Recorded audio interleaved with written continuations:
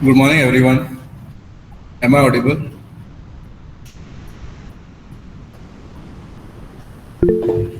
Okay. And I believe the whiteboard is also visible to you all. Okay. To begin with,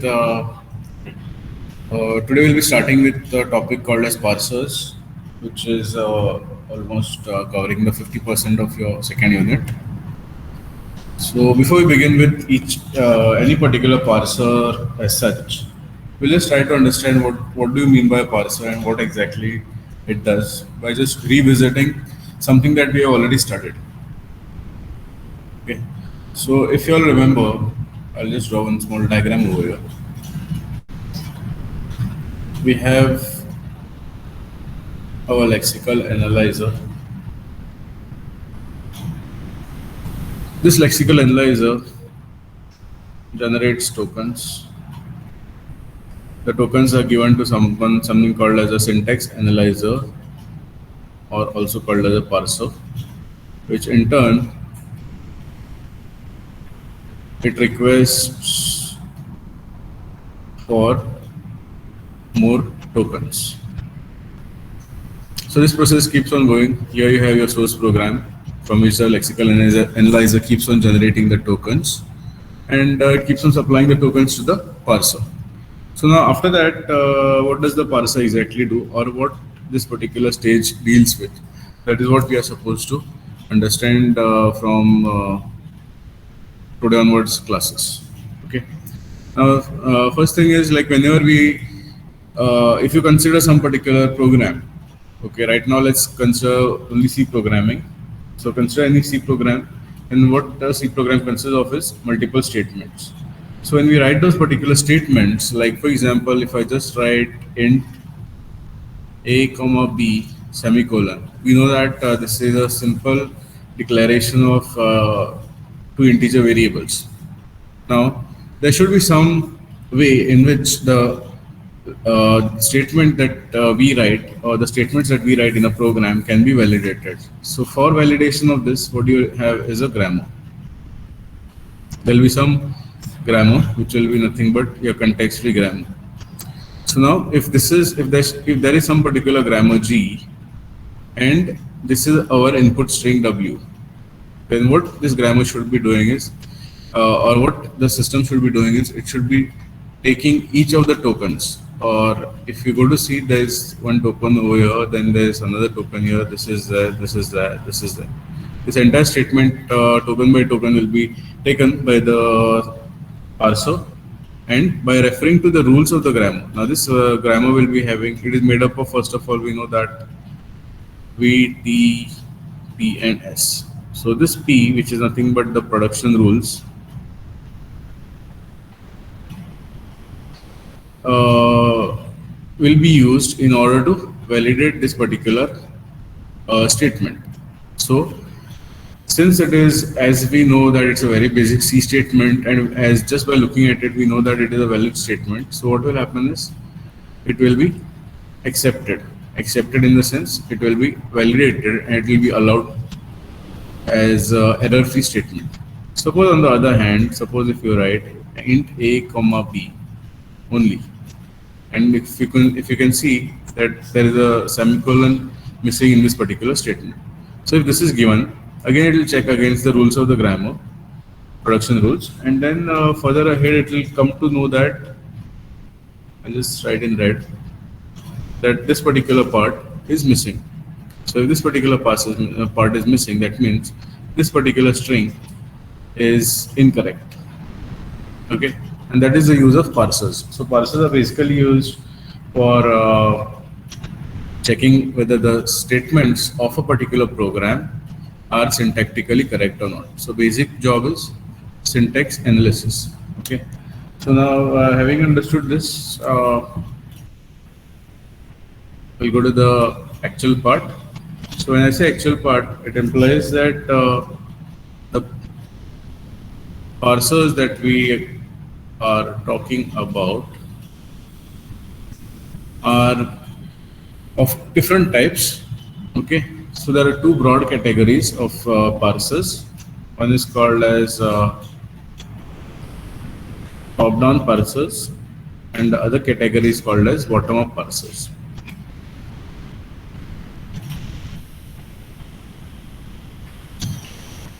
So again, in top-down, there is something called as something that makes use of backtracking.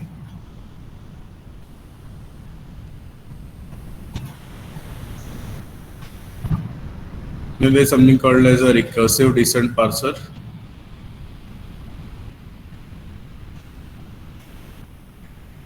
In which then there will be something called as predictive, which of course we'll see later anyways. Today we'll be starting our topic with something called as bottom-up parsing. So in bottom-up parsing, we have again different types. We have something called as the shift reduce parser. Then there is something called as category of parsers called as LR parsers. And then there is something called as operator precedence parser. Okay, so this is just a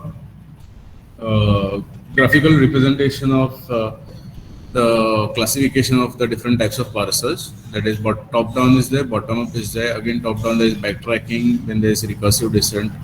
And recursive descent, again we have further called as predictive parser. Again, under predictive we have some specific which we'll see later called as LL1 parser. On the right hand side we can see there's something called as bottom up, which involves different types like shift reduce, LR parser, and operator precedence, wherein LR parsers are again of three types. SLR, LALR and CLR. So all those details we'll anyway see later. So right now what we'll do is we'll just consider one of these, one of the categories I would say rather, that is the bottom-up parser. Okay, so today's class is about starting with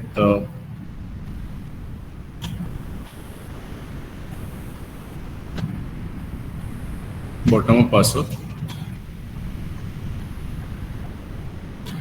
Okay, so now when we talk about this bottom-up parser, what we can do is we can just take an example basically, and then we'll come to the, we can say, the conceptual theory part of it. I believe you all are making a note of whatever I'm writing here. So let's consider some particular grammar as gives PL semicolon equals int or float,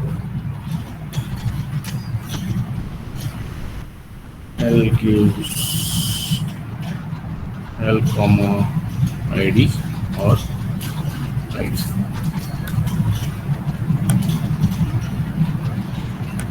So this is a grammar that we have considered in order to understand the concept of bottom-up parsing. Now, the input string that we consider over here, which we need to parse or which the parser has to process, is considered as, the input string used over here is float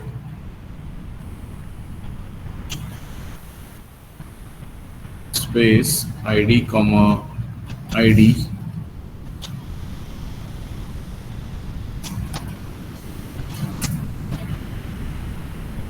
comma ID semicolon. Okay, so now with this particular example, that is the grammar given to us and the input string, we'll try to understand the concept of a bottom-up parser. Okay, so when we say bottom-up parser means, what we do here is we consider the input string like so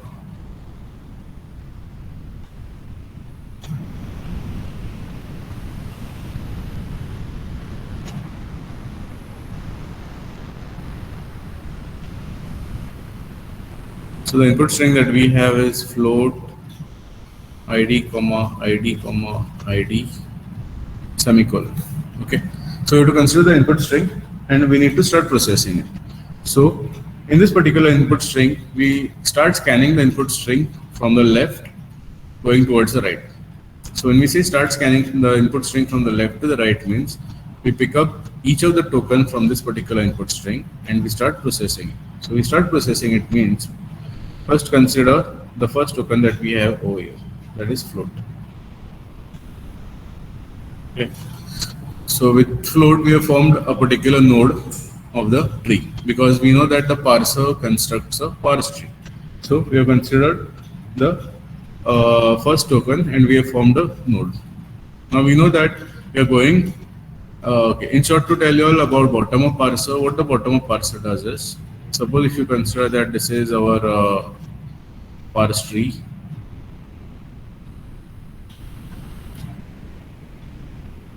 Okay, so these are suppose the leaf nodes and this is the root node. So in bottom-up parsing what is done is, we start processing from the leaf nodes, so leaves first. From there we move on to the next step, that is the intermediate nodes. And finally from there we go to the root node. So in doing so, by starting from the leaf nodes, which is nothing but all these tokens, float, id, comma, id, comma, id, semicolon. By starting from there, as we move towards the root node contains nothing but the start symbol. So starting from this given string, if we can efficiently or if we can without any errors reach the start symbol of the given grammar, then it is called as successful parsing and that the string can be accepted by that particular grammar and hence it is error free. So in this case we are doing the same. We have considered the first token over here, that is float. Now since we are starting from the tokens of the given string, so it implies that well, let's just do it stepwise. Okay, so what I'll do here is I'll just write the step number over here. So first what I did is I have taken this particular token and I have constructed a leaf node. Now next step what I can do is, since it is a leaf node, so float, and I'm just showing a small, I can say a branch to that particular leaf node. The next is step 3. I believe you all have copied the grammar. Okay, if you all have not copied, please copy the grammar because we'll need it. Okay, so S gives TL semicolon, T gives int or float, L gives L, comma ID or ID. Okay, so in this particular entire grammar, we can see that there is a production whose right hand side is float, and that production is nothing but production number 2, which says that T gives or T derives float. Okay, so that means we can make use of this particular production, that is production number 2 in the above grammar, and we can proceed with constructing the next part of the parse string. So I'll just draw that first and I'll explain to you all after that. So what I do here is, in the step 3, I write my leaf node, and from here I'm going to the left hand side, that is T, using this particular production. So this particular action that we have just done, this is called as the reduce action. We'll come to the details of this later anyways. So right now I've done till here. So with this, just to write here for our reference, our string is float id, comma id, comma id, semicolon. So with this what we have done is we have just finished with one of the tokens. We need to proceed further. The next token is ID. So we need to consider that now. So step 4. This will remain as it is, T, and this will be float. The next thing what we need to consider is the next token. So next token will form the next leaf. Okay. Then again look into the grammar. If there is any production which gives you ID. So if you look into the grammar, the production that gives you ID is the last third production. So using that production, now again we can reduce. So writing this subtree as it is, what we can do here is ID is the right hand side of the non-terminal L. Okay, so this is what we get over here. After that, the next step, what we can do is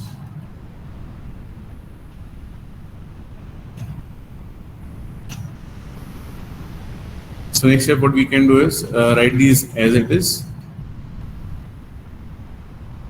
and take up the next token. Next token in the string given to us is a comma. Okay, so comma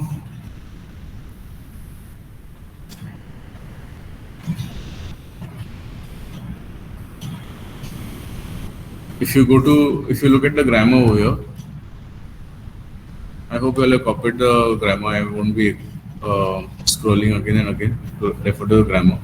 If you look at the grammar over here, L gives ID because L gives L comma ID or ID. This L gives ID we could use directly in the recent part of the tree. But now next token that we considered here is a comma. So now we cannot assume or now we cannot consider that L gives comma. L does not give comma because what L gives is this entire thing, that is L comma ID or ID. So we cannot just consider one small sub part of it and say that L derives only comma, because L derives comma, but along with that comes is capital L and ID. So we cannot consider it. So what we need to do in such situation is we need to consider the further next token. The next token is ID again. Okay, so this will be our step 7. I've just combined it over here itself.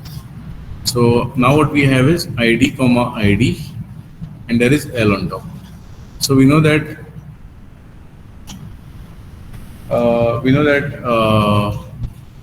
ID comma ID is nothing but L. How?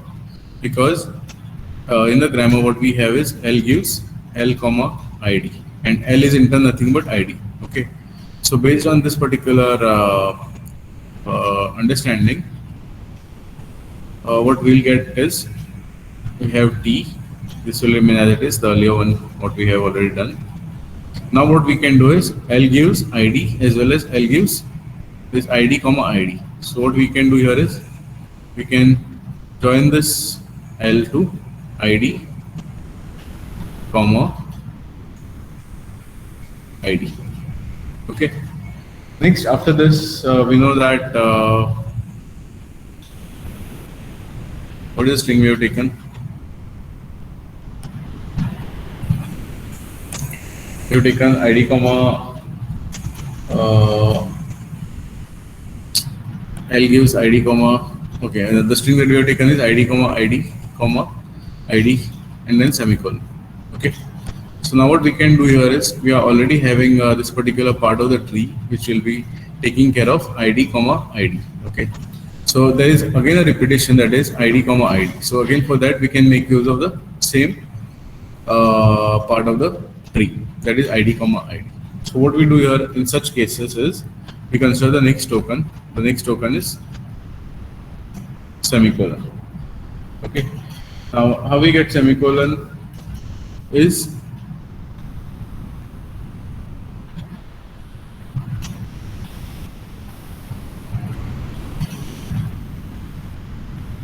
okay. Before we see how we get semicolon, what we can see over here is we have T, we have L over here, which we have obtained. Okay. So if you look at the start symbol, we have S gives TL and then semicolon. Okay. That means we got, if I just number this 1, 2, and 3, whatever S gives us, that is TL and semicolon, we got over here, that is 1, 2, and 3. So finally what we can do over here is S gives T, it also gives us L, and it also gives us semicolon. T gives us float, L gives us ID, ID comma ID, and then semicolon. So now suppose if you use this particular parse tree, what we can do here is we can traverse this particular tree and get the required start symbol. So basically in this case what we did is we started from this level and we went towards the root. So in this case what we did is we moved from the leaf nodes to the root node, and hence it is called as a bottom-up parser. Okay. Now this is just a general overview of what a bottom-up parser is. So now what we'll do next here is we'll consider a specific case. I said in bottom-up parsers we have different types. It has I would say a vast collection of different parsers. So the first one that we'll consider today is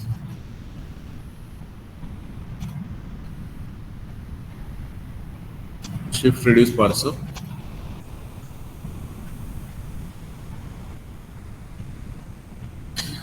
So shift reduce parser is one of the parsers that is used. So it is just to write a few points. It is one of the bottom-up parsers. It does bottom-up parsing. So if you have understood bottom-up parsing, the simplest way, that is start from the leaf nodes, that is from the given string, and move towards the start symbol, that is a bottom-up parsing. So this also follows the bottom-up style of parsing. Then what it does is it constructs a parse tree for whatever string that is given, starting at the leaves. So starts at the leaves and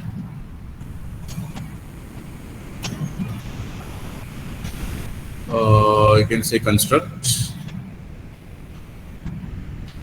the parse tree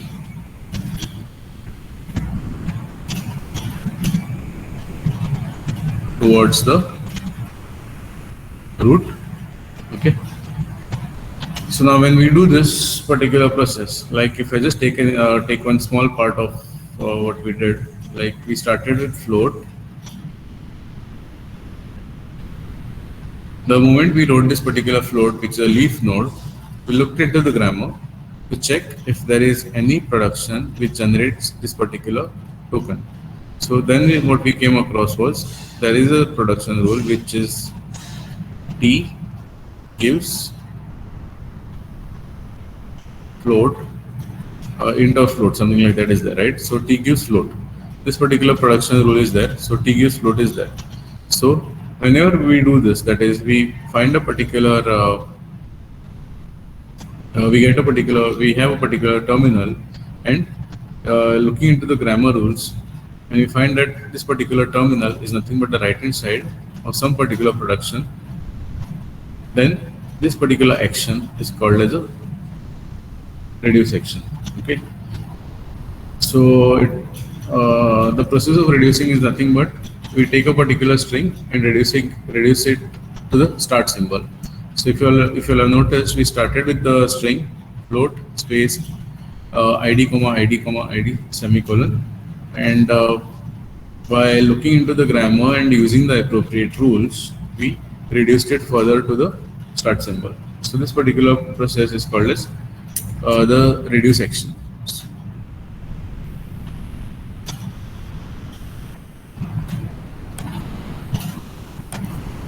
Okay, what we'll do here is before we take up some particular example, a problem, we can just consider one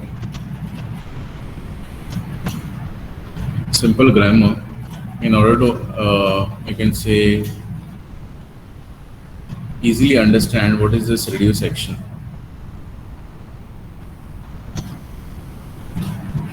Okay, so I've just considered this particular example, that is a grammar and the string that is given to us is input string is A, B, B, C, D, E. Okay. So the solution to this is we have to consider the string A, B, B, C, D, E. Okay. And we need to look into the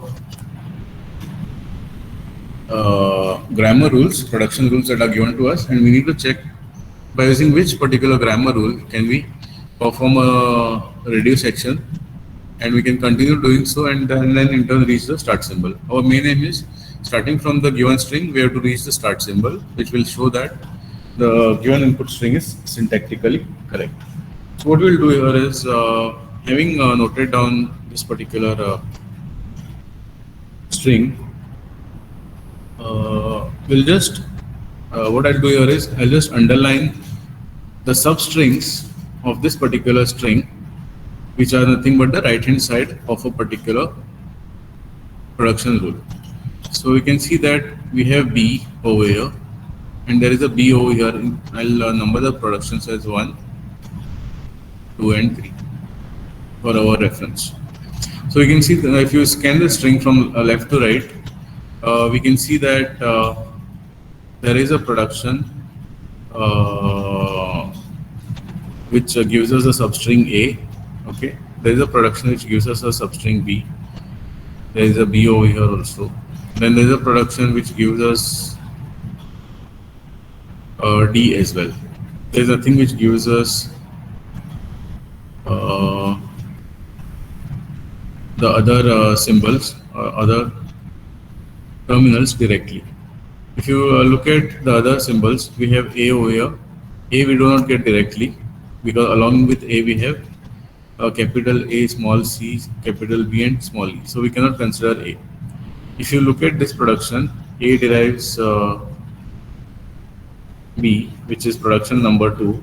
You can see that it is this B is the right hand side of this particular production. So we can consider it here.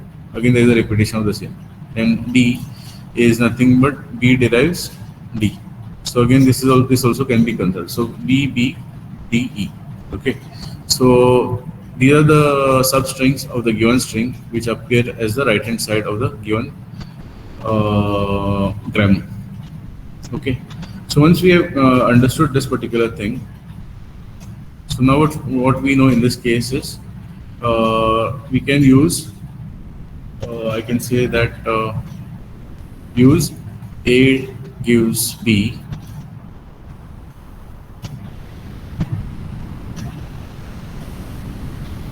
to perform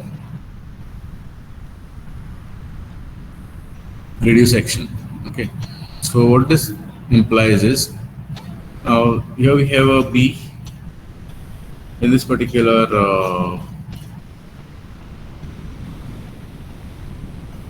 string. So what I do here is I consider the leftmost B and reduce it to A. So when I say reduce it to A means A, and this leftmost B I am replacing it by capital A, B, C, D, E. So after using this particular reduce action, what I get over here is A capital A, small b, C, D, E. Okay. Now what we need to do again here is again scan the string from left to right to check whether is there any substring in this particular string which is appearing as the right hand side in the above production rules. So we can see that AB is appearing as the right hand side of production rule 2.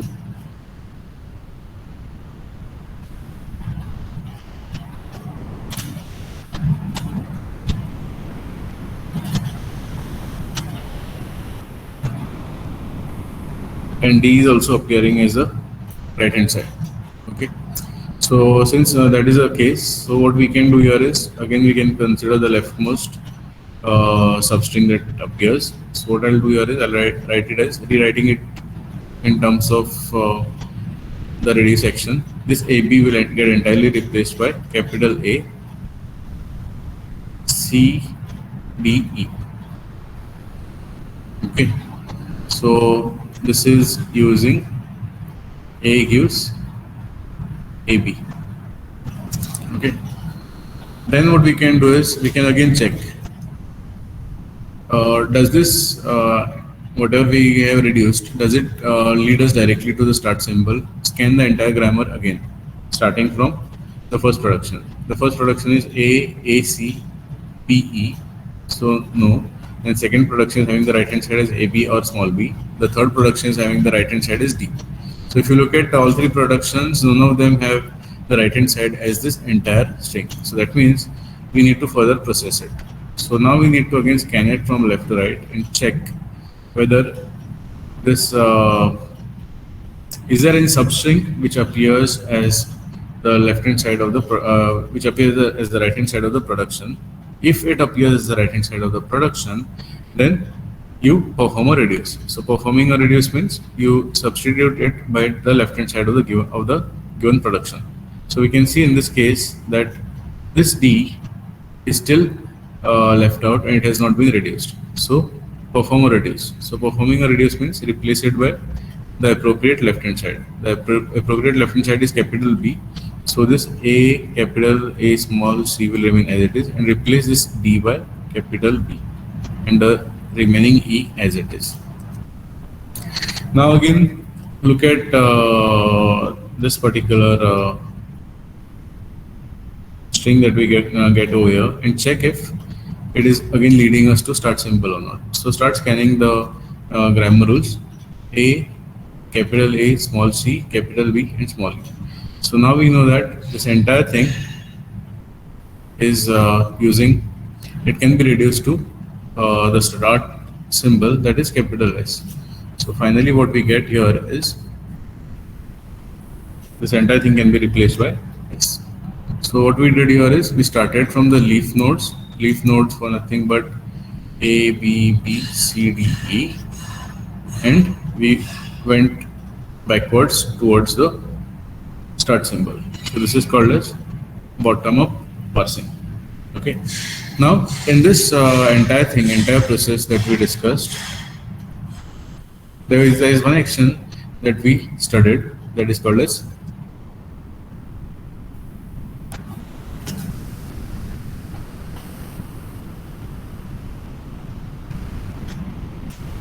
reduction. So now reduction is nothing but it is the replacement of right side of a production by left side for that particular given input string. So what we do is we just take a substring, we check if it appears as the right hand side in any of the production rules. If we see that it appears as a right hand side in one of the production rules, what we do is we replace it by the left hand side of that particular production rule, and that is nothing but it is called as a reduction. So now in this case, whichever such reductions we do, or just to consider in this earlier case, we had three things. A derives, I think there was AB, A derives B, then there was a B derives D. Okay. All these were there, and finally we had S derives A, C, B, E. Okay. So using each of these production rules, what we could do was we could reduce wherever these particular terminals or tokens appeared, we could reduce them to the left hand side.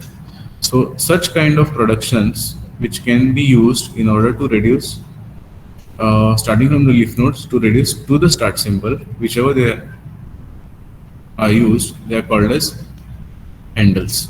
So how many handles we got over here is all these. Okay, so each of them is called as a handle. Okay, so a substring which is the right side of a production such that replacement of that substring by the left hand side of the production eventually leads to a reduction to the start symbol. It is called as a handle. Okay, Now, it might happen that there could be productions which, for you can say time being, lead to a you can say lead to a reduction, but they may not give you the start symbol. So that particular production cannot be called as a handle. So basically, a handle is nothing but which can be used to reduce or to substitute the substring by the left hand side of a particular production such that it leads to the start symbol. So such kind of a production is called as a handle. Okay, and having known what is a handle, we need to quickly understand the concept called as handle pruning. So handle pruning is nothing but it is a process of detecting handles in a bottom-up parser and using them in the reduction process. Okay. So handle pruning is detecting handles in a bottom-up parser and using them in reduction. So this entire process is called as handle pruning. Okay. So right now we having spent almost, I would say, around 40 minutes. We are still not, I would say, started with the actual shift reduce parser. These are the basic concepts that we require in order to start with shift reduce parser. Okay. So now this shift reduce parser that I've been talking about right from the start of the lecture is implemented using a stack. So what we'll discuss next is the stack implementation of, I'm writing in short over here, SR parser.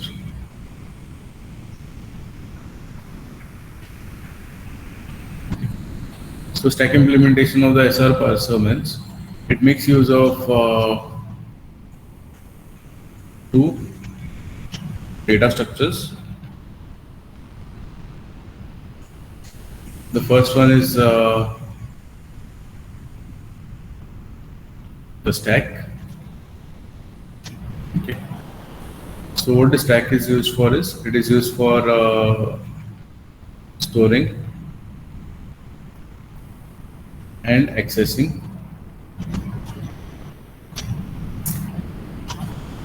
the LHS and RHS of the production rules. The second data structure that it makes use of is called as an input buffer.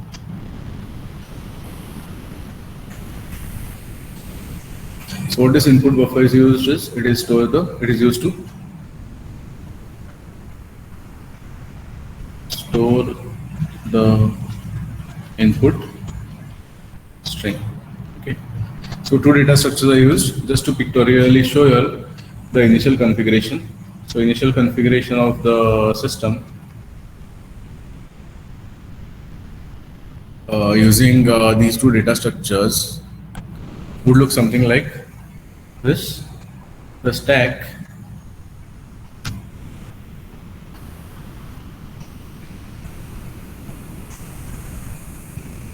will be initially loaded with a $. Okay. Usually, of course, the stack has to be shown in the form of this type of a structure. Okay, wherein this will be called as the top of the stack. Okay, so instead of showing it like this, I've just shown it in the horizontal manner. So this particular $. Marks the start of the stack, and the second thing that we have over here is the input buffer. So the input buffer, as per what I wrote over here, is it is used to store the input string. We know that the input string is denoted in the form of lowercase w, but the input string is stored by terminating it with a dollar. So it's like the dollar is basically used as a start and the end marker in a shift, basically in the parsing process. In most of the parsers, this is what is done. Okay, so this is just the initial configuration of the stack and the input buffer. Okay, so now what we'll do is there are four actions that the shift reduce parser performs. Right now, we'll just make a note of the four actions.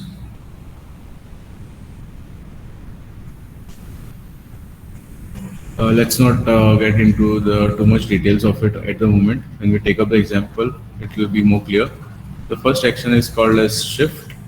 The second one is called as reduce. The third action is called as accept, and fourth action is called as error. So there are basically four actions. One is called as shift, other one is called as reduce, third is accept, and fourth is error. Okay. So having understood these four actions, what we'll do is we'll quickly consider an example for this particular shift reduce parser.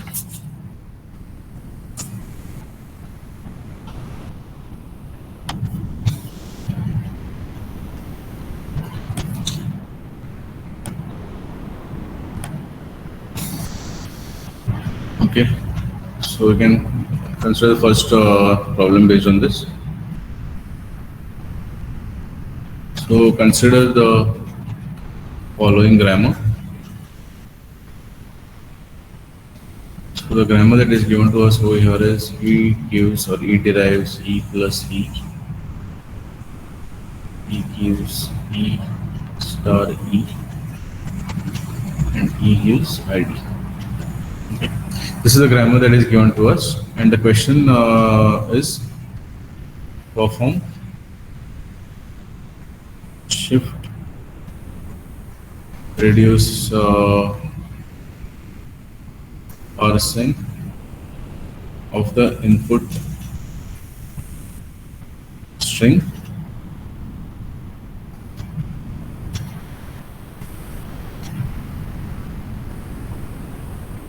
ID plus ID plus ID. Okay. So what we can do is, just for our, I would say, notational convenience, we can call it as ID1, ID2, and ID3. Three identifiers. Okay. So we are given the grammar and we have to perform a shift reduce parsing of the input string. And what basically we have to do over here is we have to determine whether the given input string ID1 plus ID2 plus ID3 is acceptable or not. Okay. So if it is acceptable, then what we should be able to do is we should start with this particular input string, and that is we start with this particular input string and we reach the start symbol. Okay, the start symbol in this, I'll just, okay, this is 1, 2, and 3. Of course, all of them can be combined also, because it's like E gives us E plus E or E star E or ID. So anyways, it's quite clear that the start symbol over here is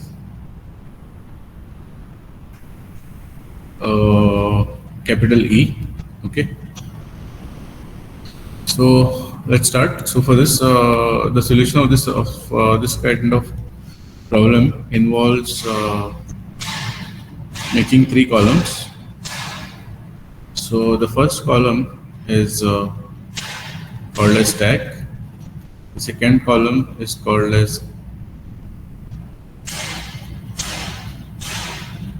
input buffer, and the third one is called as parsing action. Okay, so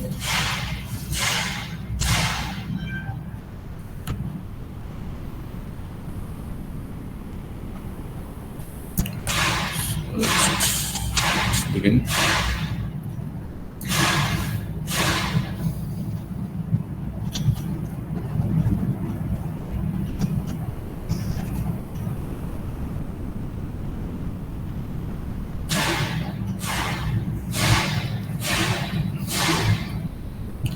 Okay, so we know that the initial configuration for this particular parser should be such that the stack contains just a dollar and the input buffer contains the input string followed by a dollar. So the input string is ID1 plus ID2 plus ID3 followed by a dollar. Okay, so this is the initial configuration of the parser, right? The moment we do this, the next step. So just to tell you all briefly, what we do here is we take, okay, this is just for explanation. Please don't, you also don't like simultaneously do this part, what I'm doing here right now with the blue ink.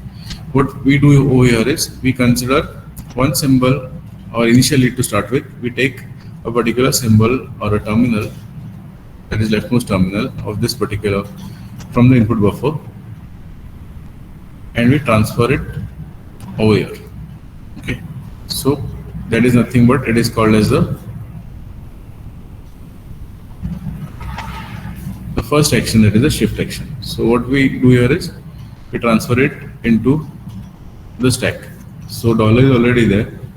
So on the top of the stack, what we put is ID1.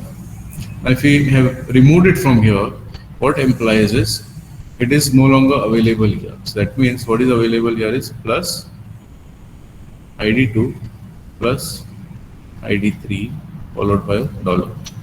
So this action corresponds to something called as the shift action. Okay, so if you want to, if you describe this particular shift action, it can be described as the next input symbol is shifted from the input buffer to the top of the stack. So that's what we have done over here. Okay, now once we do this, that is once we have shifted the input symbol from the input buffer to the top of the stack, what we do is we look at whatever is there in the top of the stack. Now what is there in the top of the stack, as per what we understand here, is ID1. So now look into the grammar and check whether this particular symbol or this particular part of the string appears anywhere on the right hand side in the given grammar rules. Okay, as I mentioned earlier, I have just put ID1, those 1, 2, 3 numbers just for our notational convenience, just for our reference. Ideally or generally, all these three, that is ID1, ID2, ID3, all of them will be just called as ID only. So please don't confuse with that. Am I clear with that? Fine. So now what we do is just for our reference, as I said, we are referring to it as ID1. So just look whether this ID1 is available anywhere in the 3 production rules. Can someone tell me which is the production rule which is having ID as the right hand side? Production rule 3, correct. So we know that, just kind of rough up over here, we know that E derives ID, which is the third production rule, shows us that ID is the RHS and its LHS is E. Okay, so whenever we come across such kind of production, okay, what we can do is we can perform a reduce action. So performing a reduce action means on this, at this particular stage, I'm performing a reduce action. So I need to write it here. So I'm performing a reduce, but how I'm reducing? I'm using, so I say that reduce by E gives ID. So I'm using this particular production rule. So when I'm using this particular production rule, I write it as reduce by ID. Okay. So I'm performing this step on this current state of the system. So after applying this reduce action, what is the outcome that we get? We'll be writing in the next entry. So dollar as it is, and instead of ID1, I will be writing E. The remaining input buffer will be written as it is. Okay. Now once we have done this, next what we need to do is we need to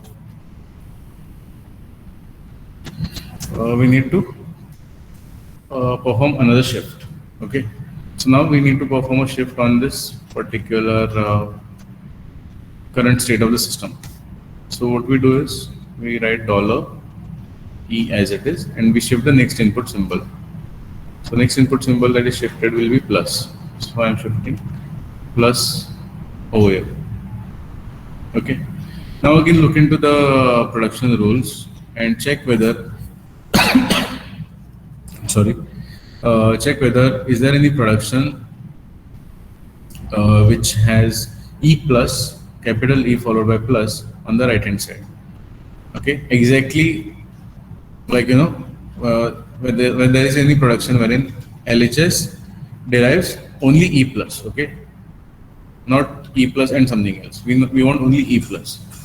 So we can see that there is no production which gives us only E plus, right? We have E plus E, but right till now we have not got another E over here. So in such cases, what we do is we can perform another shift to check whether by shifting the next symbol would we arrive at that particular point or not. So what we do is we perform another shift. 1 second. Okay. So we perform another shift. So another shift means what we have to shift is ID2. So $E plus ID2. Okay. So since we have shifted it over here, what will remain here is plus ID3 followed by $. Okay. Now next thing is here we just need to slightly be careful. As in slightly be careful means what we got over here is E plus ID2. Now again, if we look at the production rules, there is no right hand side which is directly available as E plus ID in any of those production rules. We have E plus E, or we have E star E, or we have E gives ID. So so what we can do over here is we can perform a reduce, but we can perform a reduce. I'm just underlining this part, which part we are reducing from the stack. We can perform reduce only of this. Okay. So what we can do over here is we can say reduce by E gives ID again. So when I do this, what I will get here is $E plus E, okay, and this plus ID3 remaining as it is. So now we got E plus E. Okay. So now what we can do over here is we can either look at this entire thing and reduce it. Okay. Okay. Yeah. I'll just rewrite the grammar over here. I don't want to scroll because I need all the, this part as well.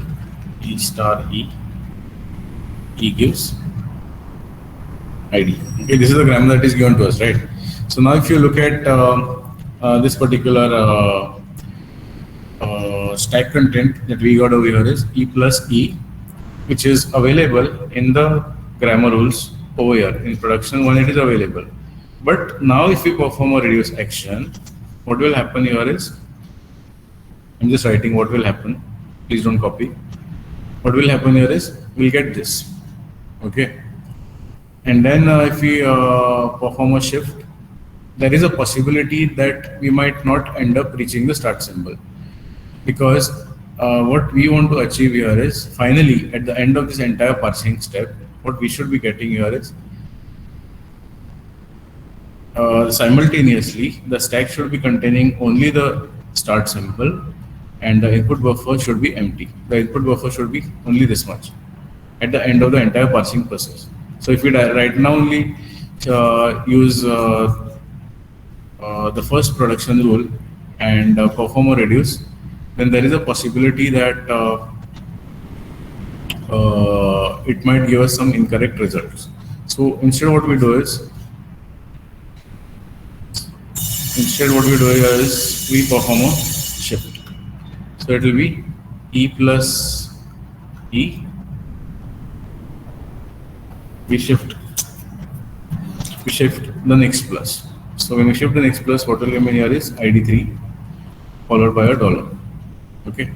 So now we can perform again one more shift. So what we'll get here is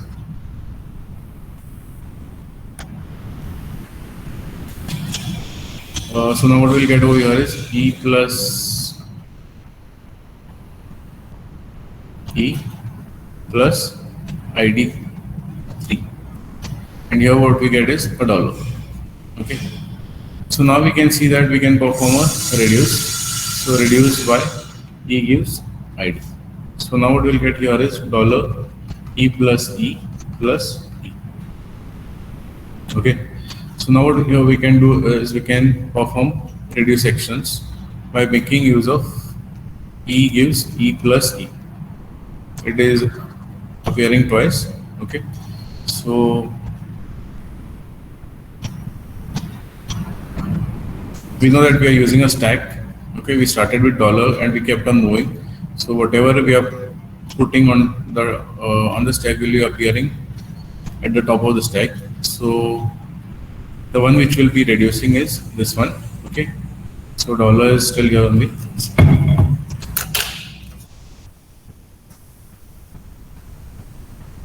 So dollar is still here only. So what we'll do here is we'll be reducing by E gives E plus E.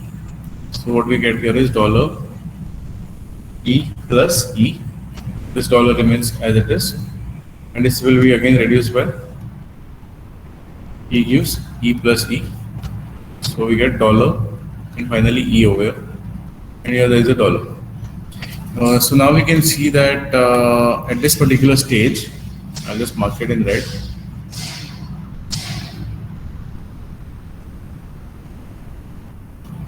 We can see that we have the start symbol E over here. We have the dollar, only dollar in the input buffer, which shows that the input buffer is empty. So here what we do is, the action that we write is accept. Okay. So what we have studied over here is three things: shift, reduce, and accept. Okay. Error, we'll see when we come across any error. So for that we have to take some string which cannot be parsed or which cannot be accepted. So in that case, that fourth action will be error. Okay. So it's already 11:18 over here. I believe that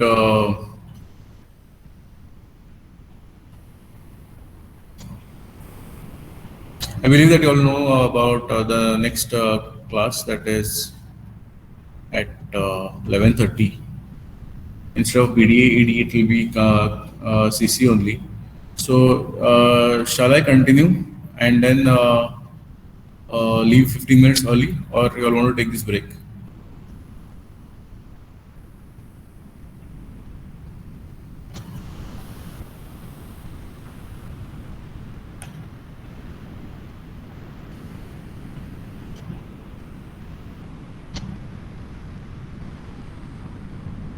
Fine. So I'll see you all at 11:30. I don't know now what to do. I'll decide, because I would believe that continuing will be better, because we are in the, I would say, we are already in that particular rhythm of solving these shift reduce problems. Okay.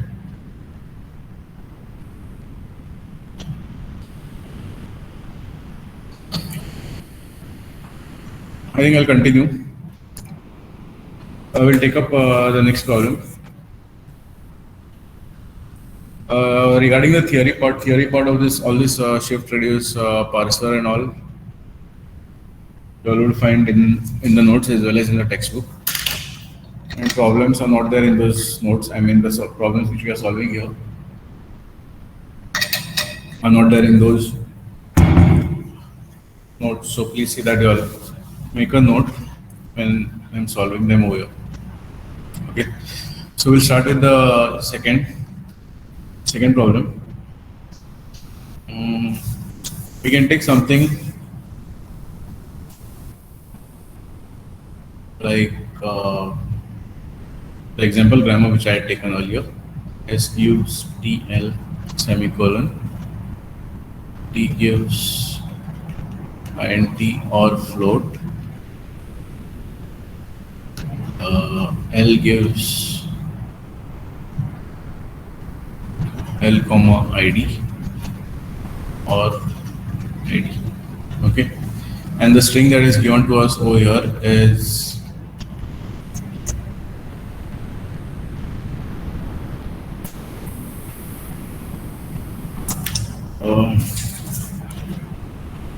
just hold on.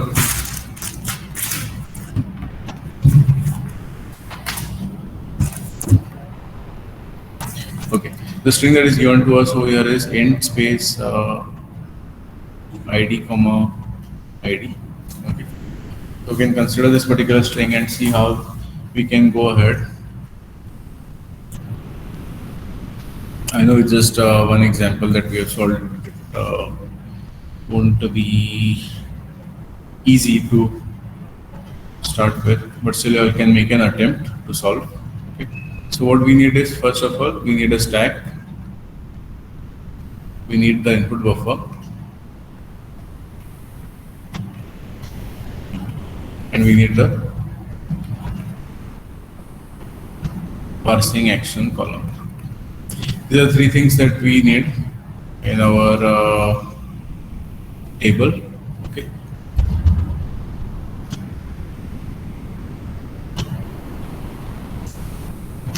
So first thing what we do here is we load the stack top with a $,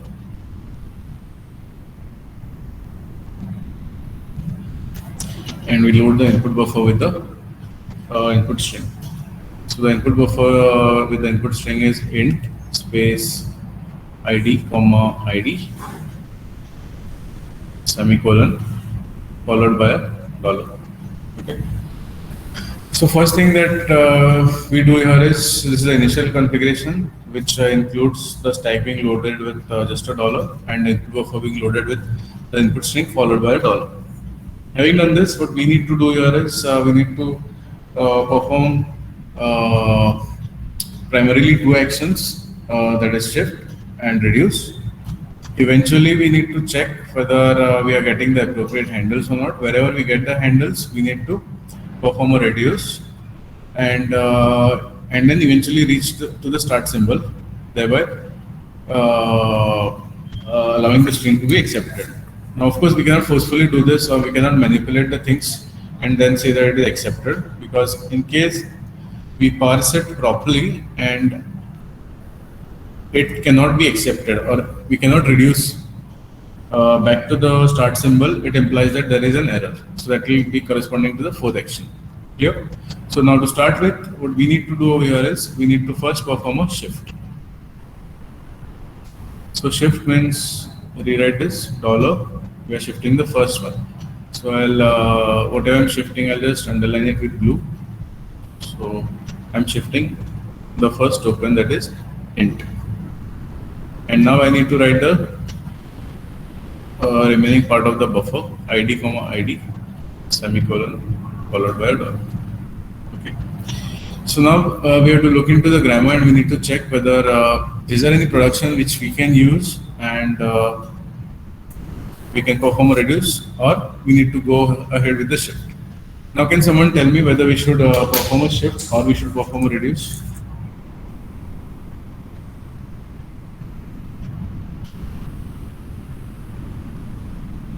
Should we perform a shift or should we perform a reduce? Okay. So can you tell me which rule can we use to reduce?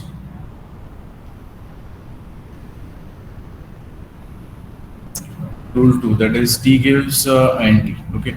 So now what we need to write over here is we need to write reduce by T gives int. So when we do this, we have to update it. So this int will get reduced to T.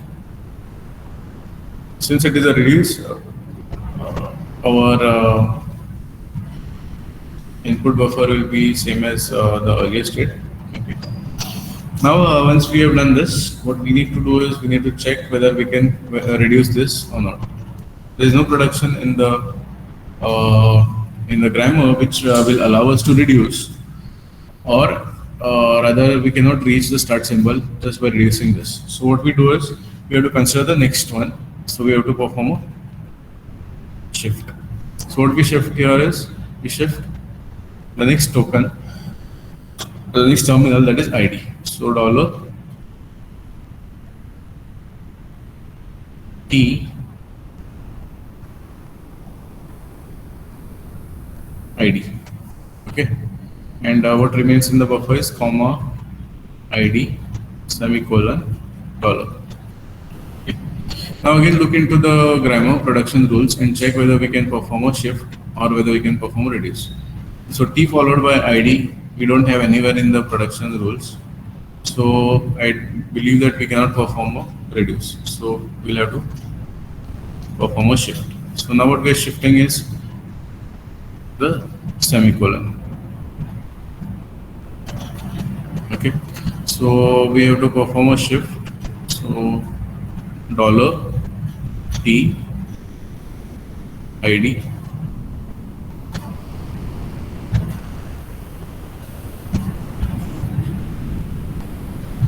Any idea? Should we perform a shift, or is there a possibility that we can do something?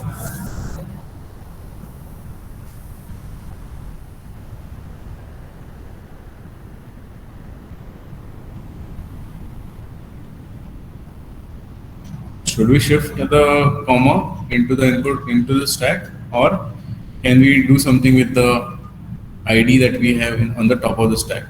Because as I told in the earlier example also, whenever we are performing a reduce, that time it's like we need not reduce whatever entirely is there in the stack. Even a part of that can be reduced if we get the appropriate handle. So as Rahul said, what we can do is we can reduce. So the action that I have written over here, that is shift.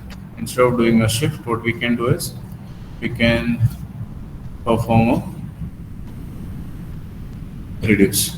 Okay, so reduce by L gives ID. Okay, so this ID what I have written over here will be reduced to L. This will remain as it is, that is, since it was not possible to shift, so I have just return it as it is. Okay. So now what I have over here is this particular thing. So this is current state of the system.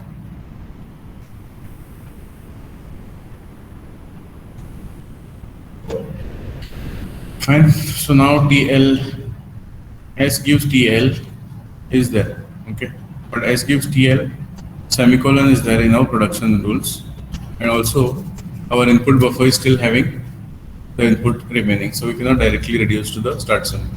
So now what we do here is we perform a shift. So now $TL followed by a comma. Okay, so ID semicolon $. So this is what we did over here. Now check whether is there a comma anywhere in the right hand side of the grammar, as in only comma which can be reduced to some left hand side. So there is nothing like that. So now what we'll have to do is we'll have to perform another shift. So $TL comma, we are shifting this ID. Okay, we are shifting this ID, so it will be ID over here. What remains here is semicolon $. Okay, now again look into the grammar whether any part of this particular stack content or any substring, or basically the top of the stack, I would say, is appearing as the right hand side of the production rules in the grammar. So can someone tell me whether we can shift or whether we need to reduce? Reduce L, reduce by L gives L comma ID. Okay, so I'll just underline it over here. So this particular part is appearing as the right hand side in the third production rule, that is L gives L comma ID. Okay. So now what we can do here is we can perform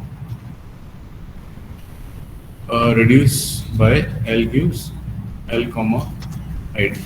So what we get over here is dollar T. This entire thing is reduced to L. Okay. This semicolon remaining as it is, followed by dollar now. Okay. So having done this, we can perform another shift because TL is not appearing anywhere. So what we do here is we perform a shift. So what is shifted is a semicolon. So dollar TL semicolon. What remains here is just a dollar. Okay. Now if you look at this TL semicolon, it's quite obvious. It appears as the right hand side of the first production rule. So what we can do is reduce by S gives TL semicolon. So when we do this, what we get over here is in the stack we get dollar followed by S, and here only dollar. And whenever we reach this particular state, that is the stack is containing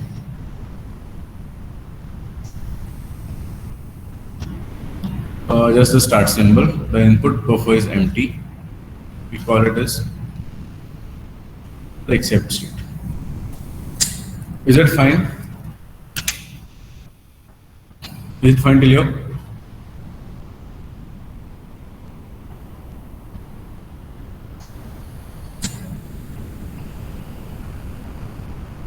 Okay, so what we'll do here is you can go through these two problems at the moment for I can say around 2-3 minutes or so. In case you all feel that something is not so proper, or if you all are not able to catch up with any of the steps performed, you can ask me. Then we'll take up the next problem. Okay. So in today's classes, we are just focusing only on one parser, that is shift reduce parser. Because this parser, of course, all the parsers are unique in some way or the other. But this parser makes use of these two things, that is input buffer and stack. So we'll just finish off with this only today, and then we'll start with the next parser in the next class. Of course, tomorrow's class, that is in the offline class. So it's 11:33 right now. I'm here only.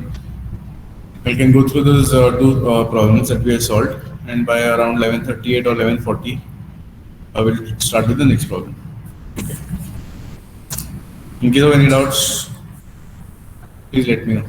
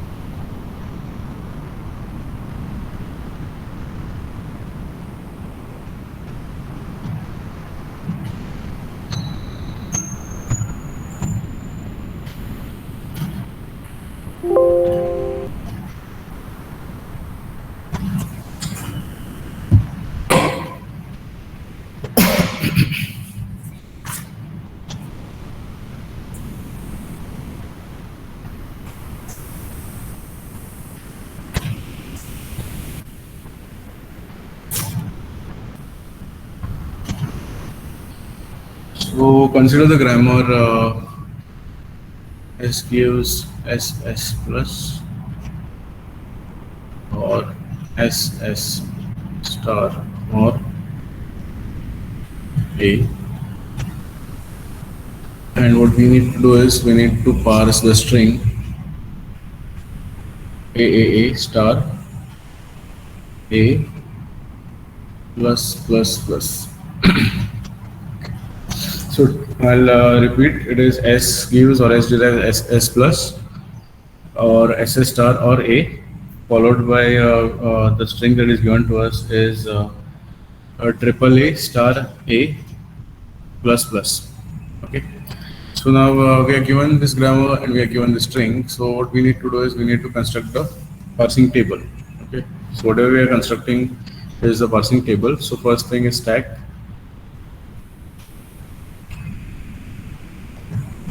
Next is the input buffer.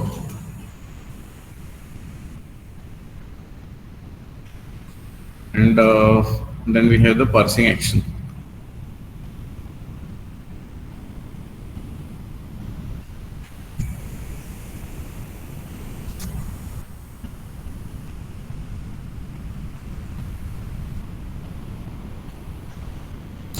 So we start with stack as with dollar. The input buffer will be containing triple A star A plus plus followed by the dollar. So obviously first thing what we need to do here is we'll have to shift, right? So dollar followed by A. So what remains here is A star A plus plus dollar. Okay, so now check on the right hand side if right hand side of the grammar in case there is any production rule which will give us the left hand side for this particular right hand side. So we can see that we have a rule called as S gives A, that is a third rule. So we can perform a reduce by S gives A. So what we'll get over here is dollar $S. Write this input buffer as it is. Perform another shift. So what we'll get over here is dollar $S A, then A star A plus plus dollar. Okay, check on the right hand side. Is there any production which is having this right hand side SA? There is nothing. So in that case, what can we do? Should we shift another A, or we need to look at this content of the stack itself and check maybe the individual contents of this particular stack.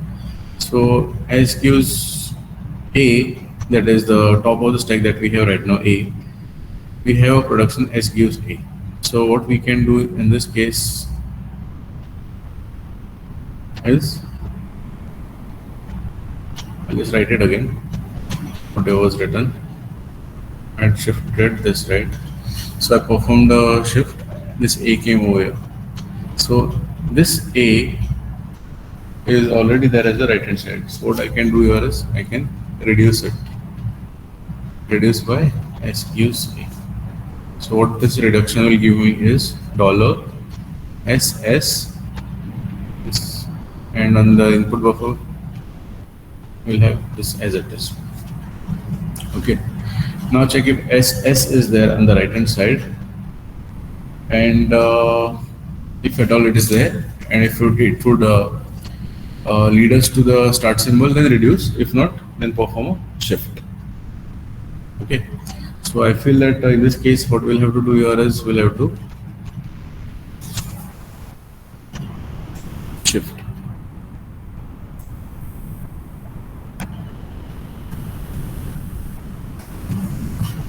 So dollar SSA. What remains here is star A plus plus dollar. So again, look at the productions and perform the required action. I feel what we'll have to do here is we'll have to reduce. So reduce by S gives A. So what it will give us is SSS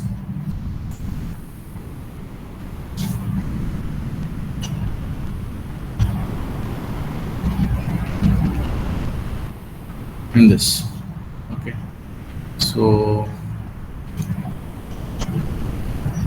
we got triple S. Again, triple S is not available in any of the right hand sides. So we'll have to perform another shift. So $SSS as it is from the stack, followed by asterisk or star. Okay.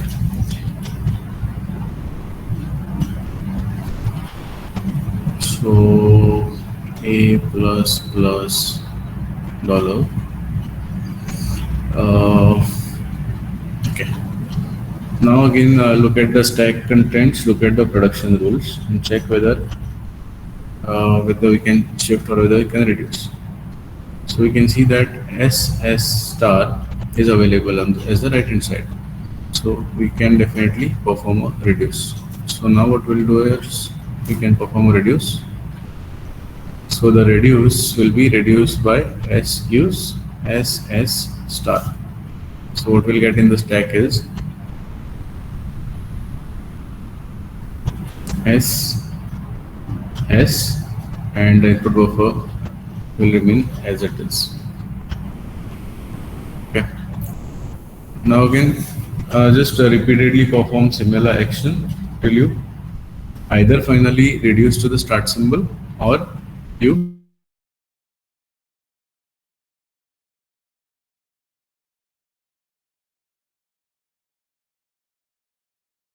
the string cannot be accepted, but only if you correctly do the parsing steps, then only. You cannot simply claim that since you do some mistake, then you cannot claim that there is an error, that is the string is wrong. So that we cannot do. In case genuinely the string cannot be accepted, then it is not acceptable. But in case we do some mistake while performing the parsing action, then in that case we cannot say that it cannot be accepted. So now with this current scenario, we can again perform another shift. So it will be $SSA plus dollar. Okay. So again, this process will continue. I'll just write the input buffer stack and the input buffer actions. So please write. Okay. We'll have to again reduce in this case. So what we'll get is $SSS. This input buffer will remain as it is. Okay. Now we can perform another shift. This was reduced. Perform another shift will give me SSS plus. The input buffer will be plus and dollar. Now we can see that SS plus is there, so we can reduce. So $SS is plus dollar remaining as it is.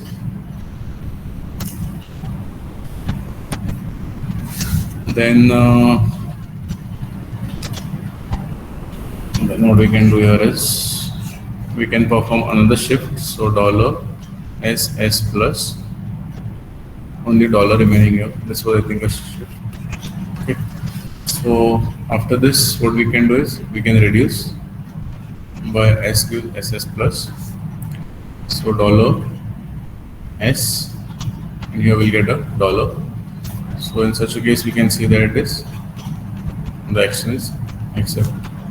Okay. This box that I am writing in the last tab, it is just for our reference. Okay, it's not a compulsory part to put the last entry in a separate box as such. It is just to show that the accept state is reached.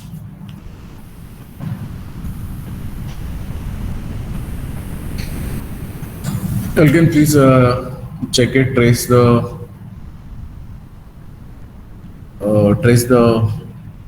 solution that you all are getting. In case you all are getting stuck anywhere, then okay.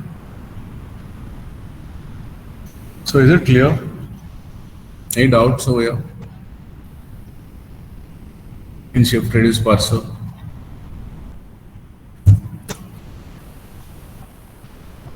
Okay. So what you'll do is you'll take up another problem for right now and solve this and tell me whether the string is acceptable or not.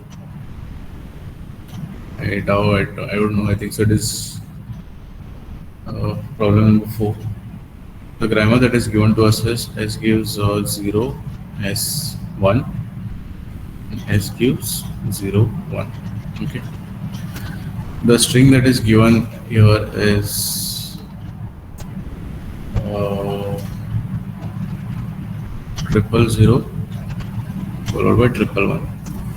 We solve this and check whether the string, the question will be parse the input string using SR parser. Okay. Parse the input string means the final outcome should be either of the two, that is either the string is accepted or there is an error. Okay. So please quickly solve this problem. Let me know whether the string can be accepted or not. One more thing, what I would like to tell you all is, okay, I'll solve this first, then we'll come to that part.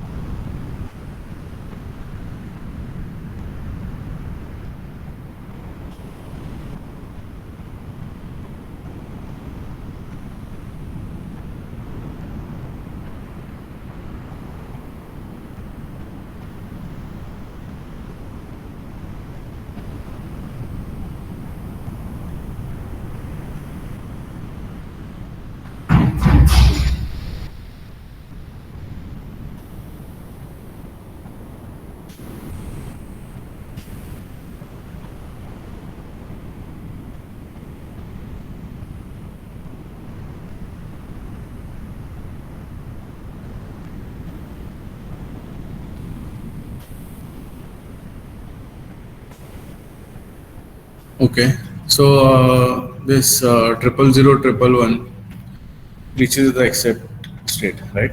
Okay. Right.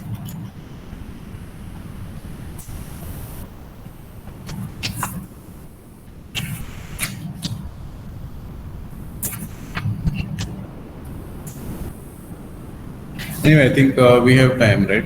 Others must, those who are not responding, I believe that they are still solving. So those who have already solved this can try out this instead of keeping it for solving later. The grammar is S gives open bracket L or A, L gives L comma S or S. Okay. The string is open bracket A comma open bracket A comma A.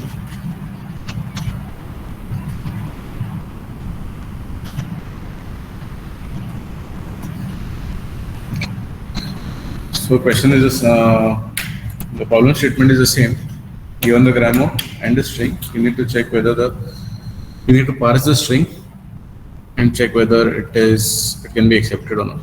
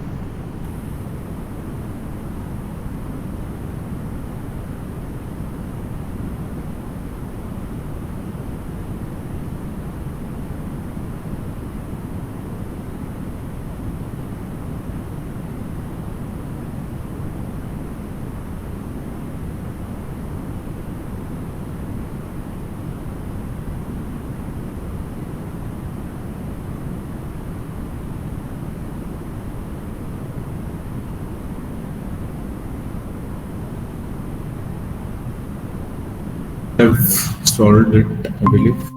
Getting it as accept. Okay, that's good. So I believe you all have understood it quite well. I can take up the last problem, then we'll stop. Okay, you can check out whether you are getting it or not. Others also please do solve it. As I said, you all are in final year now, so it's actually not possible to keep track. Please see that you all are responsible for yourselves and study. In case it's not clear, please let me know.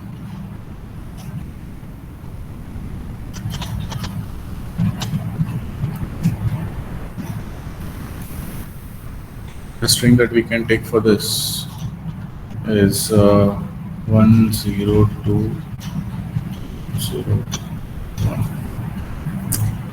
I believe this could be a short one, a short version of this. The string might get accepted with just few steps. You can just try it.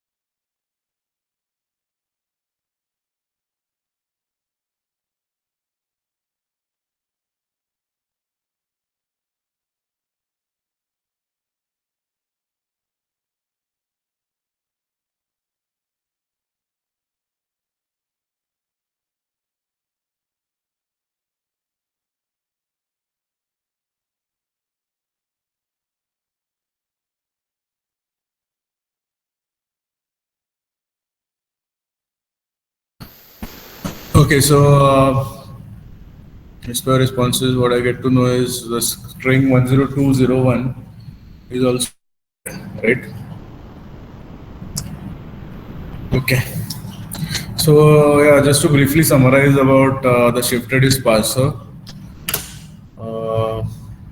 First thing is it is a bottom-up parser. Okay, why it is called as bottom-up parser, that also we will start processing the string given. Okay, considering from the leaf towards the root of the parse tree.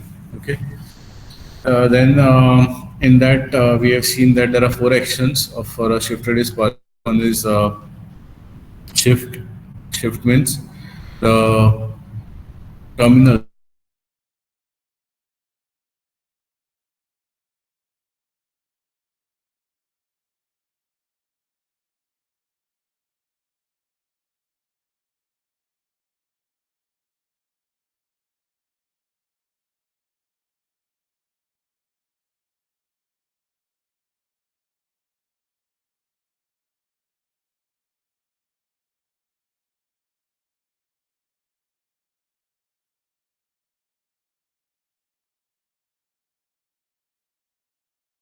appears in the top of the stack, and you replace it by the LHS of that particular production and write the appropriate action in the parsing table. Then next thing is finally, if you reach a stage wherein the stack is just having the dollar, along with the dollar, it is having the start symbol, and the input buffer is entirely empty with just the dollar remaining, then we say that it has reached the accept state. If it cannot reach the accept state and you cannot proceed further, that is, you can neither perform a shift nor perform a reduce in some by using any of the productions or by using any of the input symbols from the string, then it is well understood that it has reached a stage where it is reached the error stage. Okay, so the parser needs to perform some appropriate error recovery action. Okay, so that we need not be bothered right now over here about error recovery. Anyways, error recovery we need to learn in unit 3, that we'll be doing anyways later. Okay, so these are the four actions that take place: shift, reduce, accept, and error. After that, what we learned was, along with that, we learned about handle and handle pruning. Handle is nothing but finding the appropriate production such that you can replace the RHS by the LHS using some particular given production. So such kind of productions uh, which help us to reduce starting from the string to the start symbol of the grammar. Such production rules are called as handles, and the process of performing the reduction operation by making use of these handles is called as handle pruning. Okay, so these are some of the terminologies that we need to be well aware of when it comes to shift reduce parser, because as I always say that when we are learning all these things, we are learning it, of course, from the exam point of view. So considering the exam point of view, it might happen that you may not get a problem, but you might get some theory question also. So this theory is required to be known in the context of SR parser. Okay, so I think we have solved good enough number of problems on the shift reduce parser. So in case of any doubts, you can let me know during, I believe, the practical session, because that's when we meet up in the offline mode, right? And we do have some time. So please practice these problems whichever we have solved. In case they are not clear to you all, you can ask me. Just give me another 2-3 minutes. Just record the attendance. I already recorded the attendance at different intervals, so let's see how it is. Okay. So yeah, that is all for today. I'll stop over here, and thank you so much.